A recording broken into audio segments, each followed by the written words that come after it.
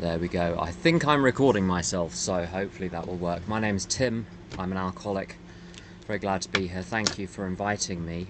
I've heard a lot about Big Book Step Study meetings. I've never been to one. We have a slightly different system in the UK.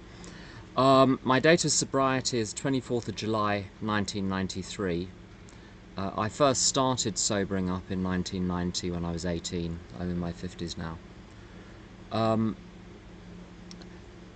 In my first 16 years of AA, how I did things was very old-fashioned, middle-of-the-road AA, Pacific Group style, if you're familiar with Clancy and similar speakers. So not a lot of big book. At around 10 years, I started to take an interest in the big book, specifically because I had questions about step one. And how did I know? Now I was 10 years sober, I couldn't drink normally, and the big book gave me some answers. I found some very good speakers. I was one of those aggravating people who would go round to big book meetings saying, well, you know, all of those promises, that's just Bill, the marketing man, being extravagant, because they hadn't fully come true for me. They had in part here and there, lots of everything was better than it had been, but boy, was there a lot that was radically unresolved at root level. And I listened to some tapes of people that talked about using the big book as a textbook for how to get well. I was very active in AA at this point. I was sponsoring a bunch of people. I did use the big book to some extent. I did a lot of service. But what I'd never done was everything. I'd never gone through the whole thing right from the cover to the end of page 164 and then on Dr. Bob's Nightmare. I'd never gone through all of that and said, right, let's test what happens if I do precisely what it says, leave nothing out.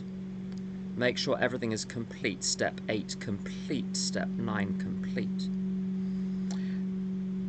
The idea was presented to me on tapes because there was no one in where I was living to show me how to do this, so I did everything with the book and some tapes. But the idea was presented. You can't tell whether the promises are extravagant or not unless you fulfill the conditions. And Bill's story says, when these things were done, my friend promised me I would enter into a new relationship with my Creator. Done, D-O-N-E, not partly done. So I did everything. I crossed the I's and dotted. What do? You cross T's and dot I's. That's the right way round. And I was as surprised as anyone to discover lots of problems either evaporating on the spot or showing not just improvement, but showing a way forward. Things were not going to get fixed straight away. The relationship with my mother was not going to get fixed straight away, but I could see that movement was finally happening. It's like being in a train that's stuck and it starts moving. You now know you're going to get to your destination because the train is now moving. And ever since then, I've been and that was always 13 years ago, something like that. I've been a real aficionado of the big book, and I've taken hundreds of people through the process. Fear inventory. So I've got the text in front of me. Notice that the word fear is bracketed alongside the difficulties with Mr. Brown, Mrs. Jones, the employer, and the wife. I'd done a step 4, those columns out of the big book, but I hadn't understood them. I understand it now. The reason I'm resentful is because I've got a plan, and the world hasn't followed my plan. I've got a plan for people's conduct, personal relations, sex relations. I've got a plan for my finances, how their conduct is going to improve my finances if they would only do what I want them to do. Pocketbooks. If they behaved right, if they followed the scripts, I'd get all the things I need to be okay. Security. My ambitions would be fulfilled. My image of myself, my self-esteem would be plumped up. And their perception of me, my pride, would be intact. Behind every single resentment is a pair of things. Self-seeking, there's a plan, there's a plot, there's a scheme, there's a design which ain't coming off. My mind has been monitoring everyone's behaviour for whether or not they've complied with the script. And if they don't, the klaxon goes off, I get a resentment. And behind the self-seeking is the fear that my self-seeking plan will not succeed. So behind every resentment is self-seeking and fear, and here is where I start to look at the fear. Notice that the word fear is bracketed. It's behind every single one of those. It may not be behind every single one in the book, but behind every single one of my resentments is fear. The resentment is what's on the surface, the fear is what's underneath. This short word somehow touches about every aspect of our lives, and I think the reason why it's the mosquito principle. A mosquito is very, very small, but if it's buzzing in your ear, it's as though it's filling the whole room. I heard someone say you can't contaminate the water in one side of the glass. He didn't say contaminate. You can't contaminate the water in one side of the glass and hope to drink out of the other. If there is fear in any part of my life, it infects the whole thing. Now, the fact is there was fear everywhere. We'll come to why. But even one thing, either I'm at peace or I'm not at peace. If I'm not at peace, I'm not at peace. It doesn't matter how big the situation is. It's like a smell, it fills the room. Fear is like a smell, it fills my life. It was an evil and corroding thread. So my fear, some people say, oh, there are good fears and there are bad fears. Not according to this. It was an evil and corroding thread. Evil is not good. There is prudence and caution. But they're not fear. They're common sense and intelligence and discernment. Fear, that kind of gut reaction to a situation. It's evil.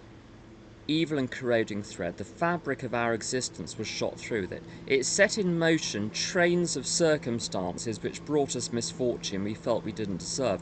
But did not we ourselves set the ball rolling? Setting the ball rolling is going into, for me, is going into the world saying, I can only be happy if, and then if I have a career, if I'm successful in the career, if I have money, if I have all the things I would buy with the money, if I have a relationship, if I get married, if I have a proper retirement fund, if I'm surrounded by interesting, delightful people, if I have some kind of social status, if I have a good reputation, if I have a spiritual awakening, if I'm a speaker in AA, or it doesn't matter what it is, you can turn any good thing into a plan. And as soon as I have the plan, I know, you look at the world, you know that plans do not come off. How many people say that my wedding day, well, it's the happiest day of my life, and the tragic thing, that's the case, it's downhill from there for a lot of people. How many marriages end in divorce? How many people thought the marriage was going to end in divorce? The best laid plans. I know at gut level, plans do not come off. They might for a bit. But how many plans have I had where the plan comes off and immediately I have another plan? So when I left college, I thought I'd get a job. Amazing, I've got a job. I'll be happy now. And then I want to get a promotion. Then I want to get another qualification. Then I want to get a different job. Then I want to get a better job. Then I want people to behave. I want my clients to behave right. I want my boss to behave right. The ego will always come up with a plan. For every plan that succeeds, the ego will simply say, right, great, we're doing well, let's have another plan. And with every single one of those plans comes fear. So I set the ball rolling with all of my fears, and I set the ball rolling, therefore, with all of my resentments. On page 60, where is it, 66, it will say about resentment, to the extent that we permit these. Oh, so my resentments are not your fault. My resentments are my fault. Why? I set the ball rolling by going into the universe with a blueprint for how everyone should operate, what the outcome should be, what my image should be of myself, what your image of me should be. So I'm at the root of all of this.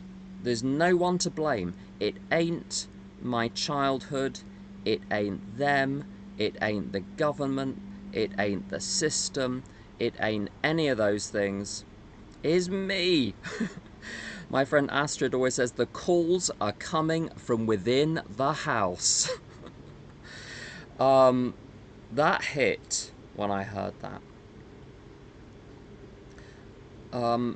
We reviewed our fears thoroughly, we put them on paper. Technical point, I've already written about fears at this point on page 68 questions, middle paragraph, page 67. What are we frightened of? Incidentally,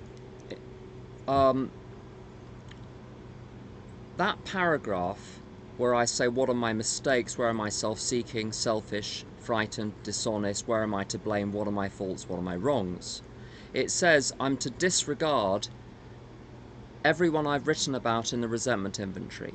Once I disregard everyone I've written about in my resentment inventory, I'm asking those questions about my whole life. So by the time I get to this, I've already written what all the fears are in every single area of my life, whether or not I have resentments in connection with people, because I've looked at every area of my life. And here, what I do, I gather them together in one place. We put them on paper even though we had no resentment in connection with them. We asked ourselves why we had them. Now here, Bill does a very clever thing. I was educated, I know I don't sound like it, but I was educated partly in Russia. And the Russian teaching method is they say blah blah blah. Why? Because there's no gap between them asking you why and them telling you what the because is, because they don't trust anyone to answer questions. And Bill is doing this here. He doesn't trust us to answer the question, why do we have these fears? He comes straight in with the answer, wasn't it because self-reliance failed us? I do find it useful. One tiny thing that I do there, though. We asked ourselves why we had these fears. I play a little game which I call the domino game. So I'm frightened of criticism from my boss. Why? If that domino falls, what domino does it hit? Well, I'm frightened I won't get a bonus. I'm frightened I won't get a raise. I'm frightened I'm going to lose my job. Why am I frightened I'm going to lose my job? Well, what will people think of me? I'm X years sober, unemployed. What's that going to look like? And I let the dominoes fall until I find out what the underlying fear is. I'm frightened of being alone, I'm frightened of being scorned, I'm frightened of being unloved, I'm frightened of being unlovable, I'm frightened of loss of control, like I had any. I look at what the core fears are, and they're interesting. They're all the same. I can have 1,000 fears on the surface, and inside I get it down to half a dozen. There are dying alone, poverty, physical pain, emotional pain, pointlessness, emptiness. They all boil down to that in the end. So it's not about the boss. It's not about the system. It's not about the government. It's not about the gas prices. Not really. There's some. So I let the dominoes fall. Anyway, Bill tells us, wasn't it because self-reliance failed us? Very interesting. Either I'm going to trust Bill is telling the truth, or I'm not. If I say that Bill is telling the truth, that the reason I have any fear is because of self-reliance failing me, that must hold good for any fear. Now, it is true, you know, you can mess things up because you're doing things on your own, you're not asking for help, and that's the plain meaning of self-reliance. I'm going to do everything myself, I'm going to mend the lavatory because I don't need a plumber, I'm going to do it myself, and then you mess things up, fine. But there are an awful lot of things in the world which I don't have any control over, which can affect me, which I get frightened of. So I was born in the 70s, in the 80s, I was terrified of nuclear war. That was not, I wasn't terrified of nuclear war because I was like Marlboro Man. That was not why. There's another meaning. And the answer is in the big book, funnily enough. It's partly on page 28, where it says, if what we have learned means anything at all, it means that all of us, whatever our race, creed and colour, are children of a living creator. That means who I am is a child of God. Offspring are like their parents. Therefore, I am of the same nature as God. Therefore, I am not my physical form. I'm not my life. I'm not my circumstances. I'm not my finances. I am not any of those things. Those are the tools I'm operating with on this plane, and that is self. This attachment to my material life. It talks on 60 to 62, and in other places as well. You know, in this drama of life. What's going on out there? It's like a drama on a stage. The stage in the theatre. The theatre is not the universe. There is a huge universe beyond the theatre. The material world is the theatre. I'm here to play a role, and a set of roles. I play a role as a husband. I play a role as a, just because what my job is, I'm a teacher. I also have my own business. I play a role as a neighbour, as a sponsor, as a sponsee, but none of those are who I am. They're the roles I'm playing. The actor is not the part. The actor, when the part gets killed, if you play a part in Macbeth, there's a pretty high odds that there's going to be blood on the carpet by the end of it. The actor's fine. The actor goes home at the end of the day.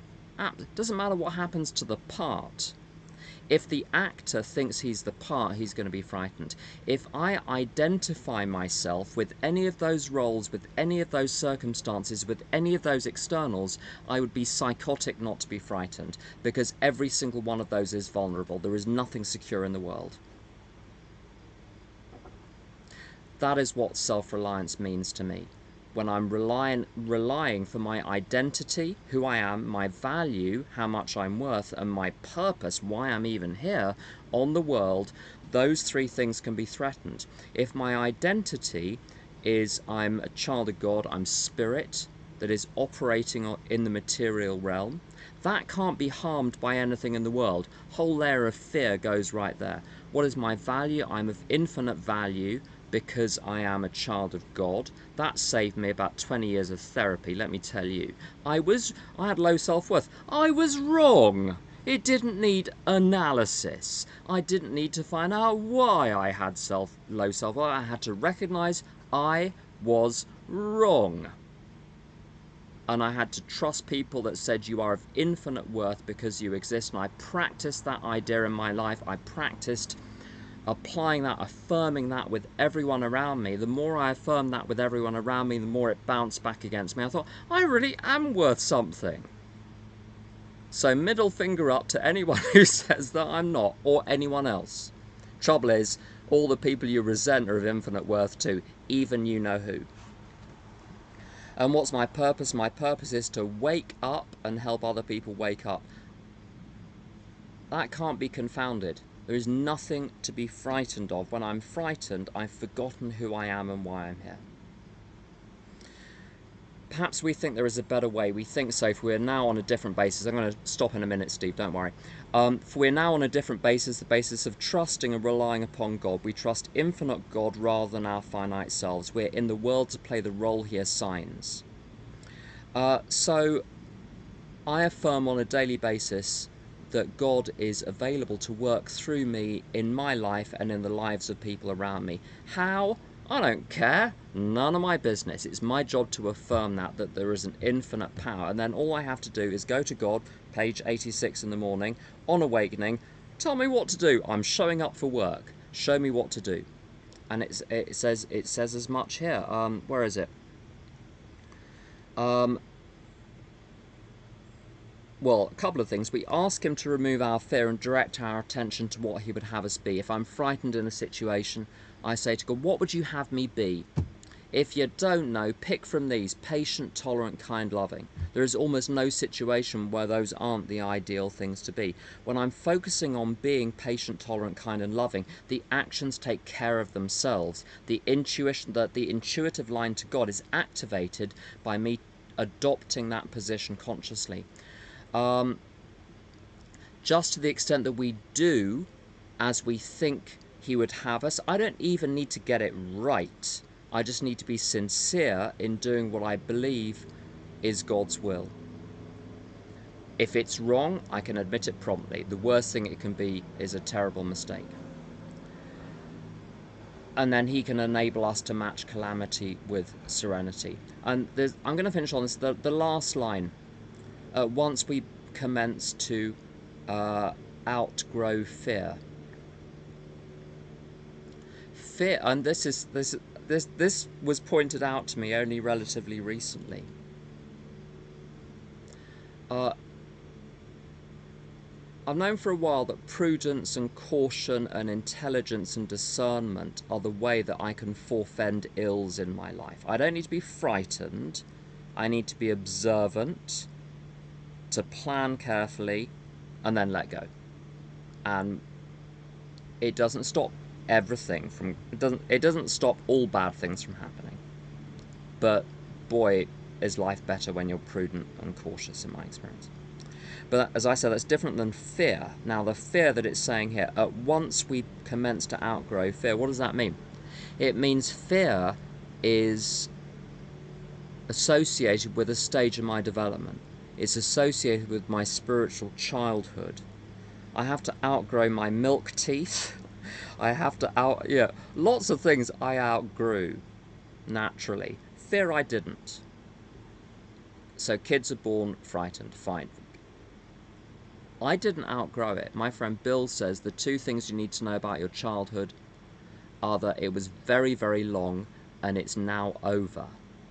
My fearful childhood is over. Gone, done, finito, basta, nothing left. I do not need to go back there. I don't want to go back there. So as soon as fear arises, and it has on this trip, there have been a couple of doozy situations. I'm not going to go into details, but a doozy. You know what a doozy is. I've had one of those, and I could have freaked the fudge out, but I didn't. I went straight to God. I did 2 hours of meditation a day, affirming that God is working in my life, and I feel fine. I shouldn't, but I do. I don't care if I'm deluded and thinking that God is powerful. Seems to be working for me. And my proof, I really will finish on this. I've got a coffee machine out there in the kitchen. When it's working well, it makes this beautiful little purr and a hum, and then there's a beautiful cup of coffee. When there's something wrong with it, it makes this cranky noise. When I'm making a cranky noise in my head or in my life, I am not being operated in accordance with the manufacturer's instructions. If I'm at peace and things are functioning well, I must be being operated in accordance with my manufacturer's, creator's instructions. So that's my proof that this is real. Because if it's not, why is it working? That's all I've got. Thanks for listening.